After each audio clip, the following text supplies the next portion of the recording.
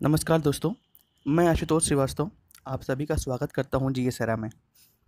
दोस्तों, आज के समय में या आजकल आपने एक वेब सीरीज़ का नाम ज़रूर सुना होगा, द फैमिली मैन। इसका सीज़न 2 आया हुआ है अमेज़न प्राइम पर।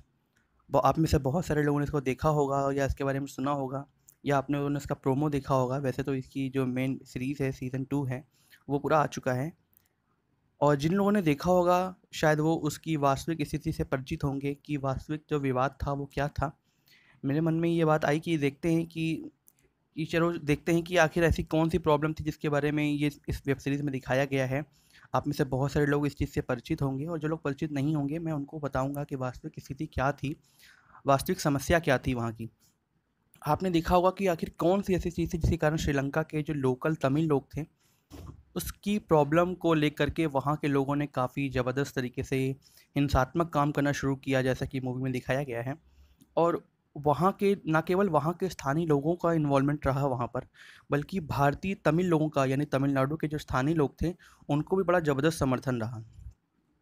तो हम इस विषय को ही लेकर के यहाँ पर उपस्थित हुए हैं और उम्मीद है कि ये बहुत ही आपको ज्ञानवर्धक के रूप से काम करेगा, आपके लिए काफ़ी मनोरंजक भी होगा क्योंकि ये ऐसी चीज़ है जिससे आपको नॉलेज तो केवल इम्प्रूव होती ही नहीं है, बल्कि और भी कई सारी चीज़ों में आपका ये ध्यान और ज्ञान बढ़ाने का काम करती है। दोस्तों, इसी समस्या को लेकर के मैं यहाँ पर उपस्थित हुआ हूँ और आपको सारी चीज़ों के बारे में बहुत ही संक्षेप में और मनोरंजक तरीके से बताने का प्रयास करूँगा।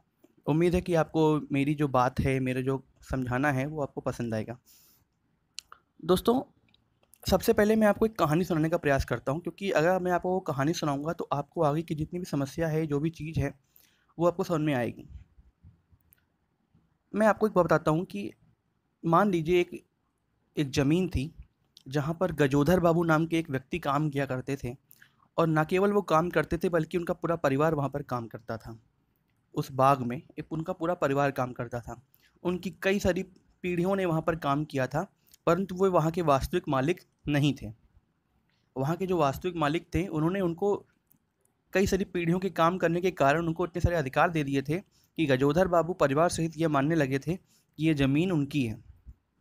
परंतु वास्तविकता तो ये थी कि ये ज़मीन उनकी नहीं थी। तभी क्या हुआ कि जो वास्तविक मालिक थे इस ज़मीन के यानी उस बाग के जो वास्तविक मालिक थे, उन्होंने वहाँ पर क्योंकि उनके पास काम अधिक हो गया था, उनके पास से वहाँ पर काम करने वालों की संख्या की आवश्यकता अधिक हो गई थी, इसलिए उन्होंने वहाँ पर कुछ नए मज़दूरों को भी काम करने के लिए लगा लिया। जब गजोदर बाबू ने ये देखा कि वहाँ पर उनके मालिक ने वहाँ पर कुछ और नए लोगों को लगा लिया है काम करने के लिए, तो गजोदर बाबू को बड़ा नागवार गुज़रा। वे बड़ा परेशान हुए और उन्होंने इस बात को अपने मालिक के इस निर्णय को अपने खुद के हितों पर एक बहुत बड़ा आघात माना। वो ये मानने लगे कि इससे उनकी जो है खुद के जो हित हैं उसमें बड़ी प्रॉब्लम्स पड़ेंगी। लेकिन ऐसा वास्तविकता ये जो स्थिति थी ऐसा नहीं था। जो नए मज़दूर को वहाँ पर लगाया गया, वो बहुत मेहनत से वहाँ पर काम कर रहे थे और ऐसा मान रहे थे कि वे उस ज़मीन के लिए ईमानदारी से काम करेंगे तो उन्हें भी बहुत सारे फ़ायदे होंगे और ऐसा इसी कारण से उन्होंने भी अपने पूरे परिवार सहित वहाँ पर ईमानदारी से काम करना शुरू कर दिया। परंतु जो गजोदर बाबू थे, वे अभी दुखी तो बहुत थे लेकिन वो कुछ और कर नहीं सकते थे, क्योंकि वहाँ पे जो मालिक थे, वो कोई और था। मालिक की मृत्यु होने के बाद वहाँ पर गजोदर बाबू ने वहाँ पर कुछ ऐसा करने का प्रयास किया कि वे वहाँ के खुद वास्तविक मालिक बन के बैठ गए और उन्होंने आपस में ही संघर्ष करना शुरू कर दिया। संघर्ष बहुत तरह बढ़ता गया, हिंसात्मक होता गया और इस कारण से क्या हुआ, अंत में सब कुछ खत्म हो गया। तो ये एक मैंने छोटी सी कहानी सुनने का प्रयास किया। अब मैं वास्तविकता में यानी जो श्रीलंका की जो लोकल स्थिति थी, मैं इसकी ओर आता हूँ। दोस्तों, समझने का प्रयास कीजिएगा। वैसे ही कोई ऐसी चीज़ नहीं कि आपको समझने में बहुत मुश्किल होंगी, लेकिन फिर भी मैं आपको बताने की कोशिश करता हूँ। देखिए, सबसे पहले तो मैं आपको बताता हूँ औपनिवेशिक काल। आपने देखा होगा कि भारत ने 1947 में अंग्रेज़ों से आज़ादी को प्राप्त किया, बड़ी मेहनत और बड़े संघर्ष के बाद।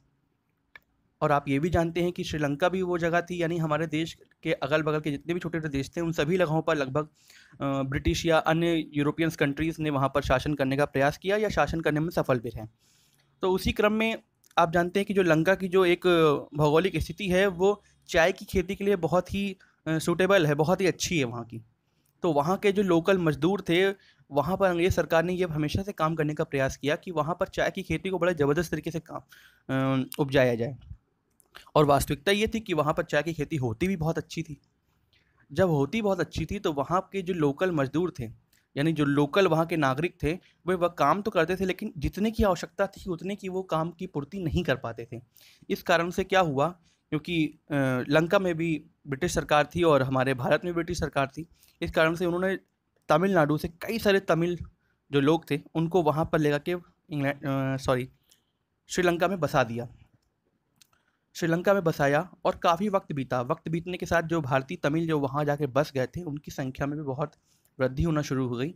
वे ईमानदारी से वहाँ पर काम कर रहे थे, लेकिन जो वास्तविक वहाँ के जो निवासी थे, वास्तविक निवासी के बारे में आपको थोड़ा सा बताऊंगा भी।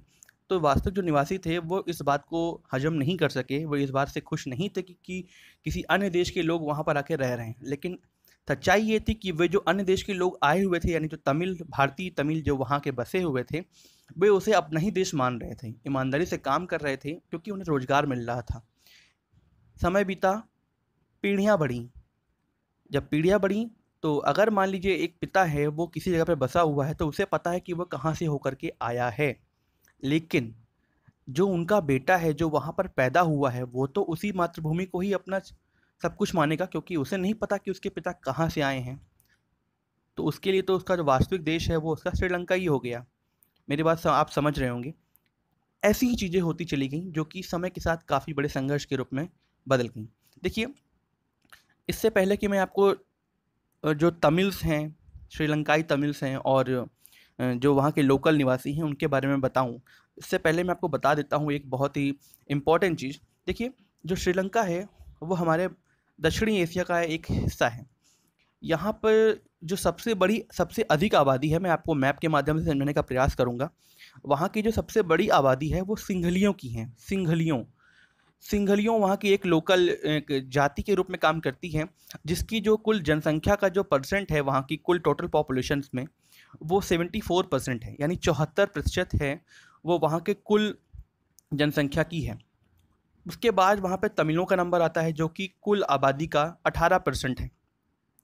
तो 18% तमिल हैं वहाँ पर और 74% जो जनसंख्या है कुल आबादी की वो सिंघलियों की है। तो ऐसे में आप ये समझ सकते हैं कि ये कितना ज़बरदस्त अंतर है दो अलग अलग जातियों के बीच में। ठीक है, तो ऐसे में क्या है कि तमिलों में भी दो वैरायटीज़ हैं। दो वैरायटीज़ का मतलब दो समूह बटे हुए हैं। पहला तो एक ये है कि जो श्रीलंका के मूल निवासी हैं, जो मूल तमिल है, श्रीलंका के ही रहने वाले थे, जबकि दूसरे कुछ ऐसे लोग थे जो भारत से ले जाके बसाए हुए थे। ठीक है ना? तो अगर आपने वेब सीरीज़ को देखा होगा तो आपने देखा होगा कि वहाँ पर जो लोकल तमिल्स हैं वो ये पहचानते हैं, जो भारतीय तमिल हैं वो पहचानते हैं कि ये कौन सी तमिल बोल रहा है। एक श्रीलंकाई तमिल बोलने वाले भी थे और एक जो इंडियन तमिल बोलने वाले भी थे। थोड़ा इनकी भाषा में अंतर था, हम तो नहीं पहचानते इस बात को, लेकिन आपने अगर वेब सीरीज़ को देखा होगा तो आपने पहचाना होगा इस चीज़ को। ठीक है, तो जब 74% सिंघली थे वहाँ पर और 18% जो है वहाँ पर आबादी जो थी वो तमिलों की थी। इस कारण से ये बड़ा ज़बरदस्त अंतर रहा इनके बीच में और इस कारण से होता ये गया कि वहाँ पर जो आबादी थी वो आबादी में आपने देखा बहुसंख्यकवाद शुरू हो गया और ये बहुसंख्यकवाद एक बड़ा ज़बरदस्त रूप लेता गया। आपको बताऊँ कि 1948 यानी भारत की आज़ादी के 1 साल बाद श्रीलंका को आज़ादी प्राप्त हुई। श्रीलंका को आज़ादी प्राप्त होने के बाद, क्योंकि अब वहाँ पर औपनिवेशिक शासन तो रह नहीं गया, तो वहाँ पर जो लोकल गवर्नमेंट बनी वो बहुसंख्यक अर्थात सिंघलियों की द्वारा चुनी हुई थी।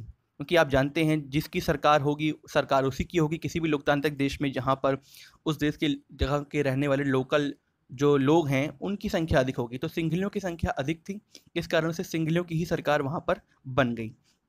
बस एक समस्या आना शुरू हुई। देखिए, बस एक समस्या आना शुरू हुई। देखिए, समस्या कुछ ऐसी थी कि अगर आप ये देखिए कि लोकतंत्र है और लोकतंत्र का मतलब ही यही होता है कि कोई भी व्यक्ति वो चाहे उस सरकार को पसंद करता हो या ना करता हो, उसके हितों की रक्षा की जाए। लेकिन वहाँ पर ऐसा नहीं हुआ, बहुसंख्यकवाद शुरू हो गया। बहुसंख्यकवाद एक ऐसी समस्या है जो लोकतंत्र के सामने प्रश्न चिन्ह खड़ा कर देती है। हुआ ये कि जैसे ही सिंघलियों की सरकार बनी, उन्होंने तमिलों के हितों के साथ खेलना शुरू कर दिया। उनको इतने कष्ट देना शुरू कर दिया कि वो बहुत ज़्यादा परेशान हो गए। तमिल पहले से ये बात चाहते थे कि उनके जो अधिकार हैं, उनके जो हित हैं, उनकी पूर्ति की जाए। इस कारण से वो लगातार संघर्ष कर रहे थे। परंतु चीज़ें इतनी ज़्यादा बिगड़ती चली गईं कि उन्होंने न केवल अपने हितों की रक्षा की बात करी, बल्कि उन्होंने एक अलग राज्य यानी एक अलग राष्ट्र को बनाने की भी मांग करना शुरू कर दिया।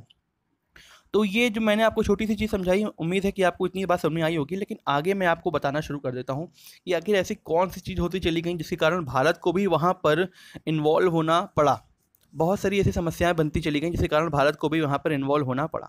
देखिए, मैं आपको बताऊँ कि जब श्रीलंका में तमिल हितों की बातें होना शुरू हो गई थी, लेकिन वहाँ की जो लोकल गवर्नमेंट थी वो उस बात को मानने के लिए तैयार नहीं थी। 1948 में जब स्वतंत्रता हुई तो सिलोन के नाम पर एक नागरिकता कानून लागू किया गया। उस नागरिकता कानून में हुआ ये कि श्रीलंका के जितने भी लोकल नागरिक थे, उनमें केवल श्रीलंका को ही ये जो सिंघली लोग थे उनको ही सारे अधिकार प्राप्त करा दिए गए। लेकिन जो अन्य तमिल लोग थे या अन्य किसी भी धर्म के लोग थे, क्योंकि मुस्लिम भी वहाँ पर रहते हैं, तो उनको कोई भी अधिकार प्राप्त नहीं हुए। देखिए, जो सिंघली थे वो बौद्ध धर्म को मानने वाले थे, लेकिन जो तमिल थे वो हिंदू और इस्लाम धर्म को मानने वाले भी थे। ठीक है, तो हुआ ये कि 1956 में यानी 1956 में सिंघली को राजभाषा भी घोषित कर दिया गया। जैसे ही सिंघली को राजभाषा घोषित किया गया, वहाँ पर हुआ ये कि जितने भी यूनिवर्सिटीज़ थीं, जितनी भी गवर्नमेंट जॉब्स थीं, वहाँ पर जो सिंघली जाति के लोग थे उनको ही प्राथमिकता देना शुरू कर दिया गया। यानी अब यहाँ पर स्थिति और ज़्यादा गड़बड़ होती चली गई।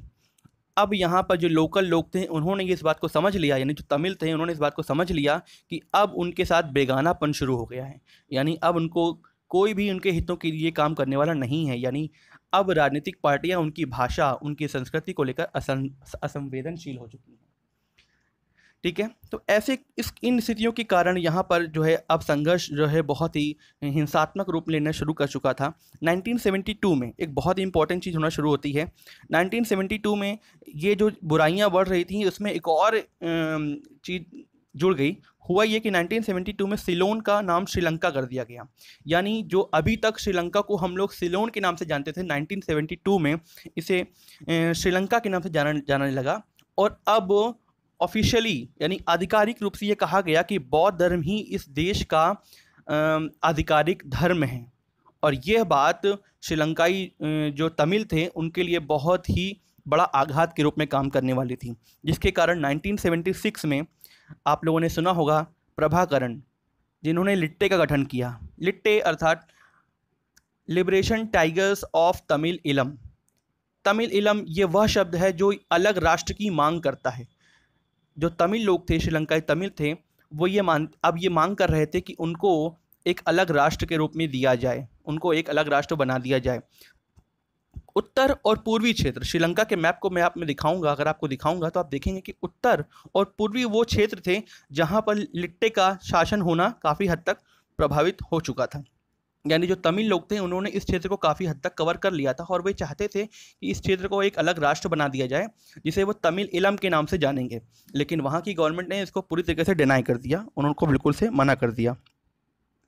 ठीक है, तो इस कारण से वहाँ पर संघर्ष बहुत ज़्यादा बढ़ता चला गया और जो प्रभाकरण थे उन्होंने बहुत सी हिंसात्मक तरीके से अपने नियमों को पालन करवाने का प्रयास किया और इस कारण से क्या हुआ कि भारत की इन्वॉल्वमेंट भी यहाँ पर बढ़ती चली गई। दोस्तों, मैं इस वीडियो को 2 पार्ट में बनाने का प्रयास करूंगा क्योंकि आपको अभी तक तो मैंने केवल इसकी पृष्ठभूमि को समझाने का प्रयास किया है। आगे मैं भारत की इन्वॉल्वमेंट और किस तरीके से भारत में इसका काम हो रहा है वो भी बताने का प्रयास करूंगा। तो उम्मीद है कि आपको मेरी ये बात समझ में आई होगी, आप लोग समझ चुके होंगे कि आखिर ऐसी क्या चीज़ें हुई जिस कारण से लिट्टे यानी लिबरेशन टाइगर्स ऑफ तमिल इलम का गठन हुआ प्रभाकरण के नेतृत्व में और किस तरीके से उसने काम को करना शुरू किया। आगे मैं आपको उसके द्वारा किए हुए गृह युद्ध के जो भी संघर्ष थे, कैसे उसने काम करना शुरू किया, भारत ने कैसे खुद को वहाँ पर इन्वॉल्व किया, उसके बारे में बताऊँगा। यदि आपके मन में कोई भी प्रश्न हो या मेरे बारे में कोई भी बात कहना चाहते हो तो आप लोग ज़रूर अपने कमेंट बॉक्स में बोलिएगा। ठीक है, तब तक के लिए नमस्कार।